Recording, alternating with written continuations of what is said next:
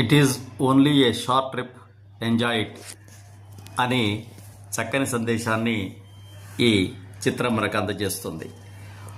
మన జీవితం చాలా చిన్నది, దాన్ని ఆనందంగా గడపడానికే ప్రయత్నం చేయాలి. కానీ బాధలు, చీకులు, చింతలు, కక్షలు, కార్పణ్యాలు, అడ్డంకులు, ఆటంకాలు, కోపాలు, తాపాలు వీటితో గడపకూడదని ఈ చిత్రం మనకు తెలియజేస్తుంది.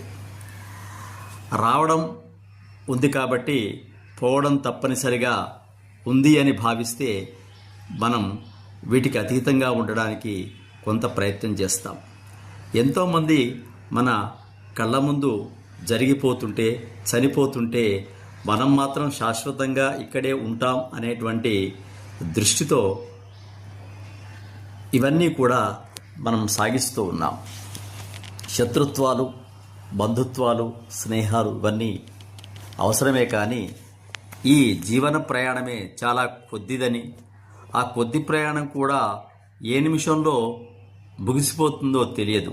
అందుకోసమే ఏ నిమిషానికి ఏమి జరుగునో ఎవరు ఊహించెదరు అని ఒక సినీ కవి మనకు తెలియజేశాడు.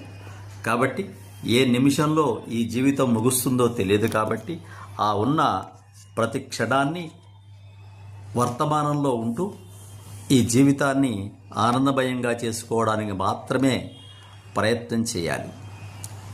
ఇది రంగస్థలం మీదకి వచ్చి ఒక పాత్ర తన యొక్క డైరెక్టరు నిర్దేశించిన అంశం వరకు మాత్రమే చేసి ఆ పాత్ర తెరమరుగవుతుంది. అలాగే మనం ఈ ప్రపంచమనే రంగస్థలం మీదకి ఆ భగవంతుడనే డైరెక్టర్ ద్వారా ఒక పాత్రలోకి వచ్చాం.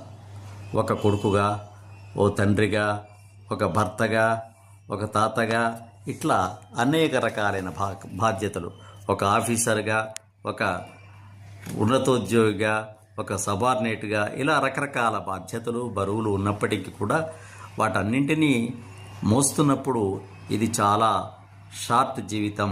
కాబట్టి ఆనందంగా, బాధ్యతాయుతంగా చేసి అందరి మన్ననలు పొంది ఆనందంగా జీవించి మనం మళ్ళీ ఎవరైతే మనకి ఇక్కడికి పంపారో ఆ డైరెక్టర్కు మీరు నాకు ఇచ్చిన పాత్రను చాలా చక్కగా పోషించాను, అందరి చేత భేష్ అనిపించుకున్నాను, మంచి నటుడిగా గుర్తింపు పొందాను అని చెప్పగలిగితే అంతకంటే ఆనందమేముంటుంది. స్వస్తి.